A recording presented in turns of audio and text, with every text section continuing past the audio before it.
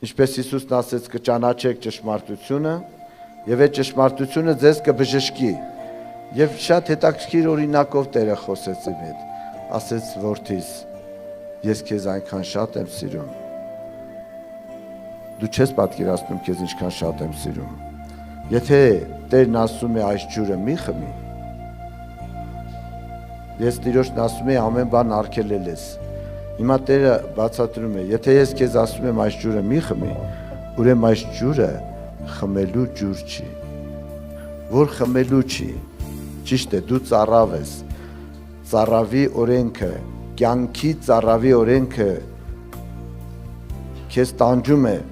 բայց որ այդ ջուրը խմելու չի։ Ես էլ քեզ սիրում եմ, դու իմ որդին ես, ես ոնց համաձայնվեմ։ Ես չեմ կարող համաձայնվեմ, դու հասկանում ես, դա խմելու չէ։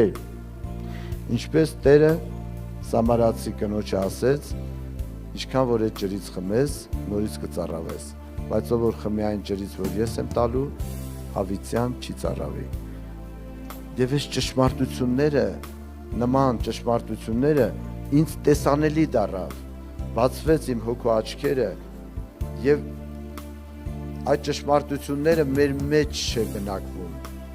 Ճիշտ կատարվում է Աստծո խոսքը։ Խոսքը ձեր մեջ կբնակի երիտասարդներ ու չարին հաղթեցիք։ Այդ հայտնությունները, դրանք հայտնություն են, մեր մեջ է բնակվում եւ ամեն օր հաղթում է մարմնի, մեղքի, հին մարդին, սատանային, ճշմարտությունն է հաղթում սիրելիներ։ Եվ երբ որ ես նայում եմ հիմա իմ հետադարձ կյանքին, 45 տարի է ես եկեղեցում եմ Տիրոջ շնորհքով, ես փառք եմ տալի Հիսուսին, որ իմ երիտասարդական ժամանակները, իմ էներգիան երիտասարդության, ամբողջ այդ ընթացները, ունեցվածք, ինչ որ ինձ Աստված տվել է, ինչ որ ես աշխատել եմ, ֆինանսական, ավտոմեքենաներ, ինչքան որ ժամանակներում ինչ որ ունեցել եմ, բոլորը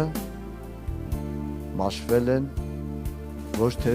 մեղքի, անմաքուր, կեղտոտության, պղծության ճանապարհներում, այլ Հիսուս Քրիստոսի ճանապարհների մեջ։ Ես փառք եմ տալիս Տիրոջը դրա համար։ Եվ այդ շնորհքը փոխանցում ենք ձեզ Հիսուսի անունով։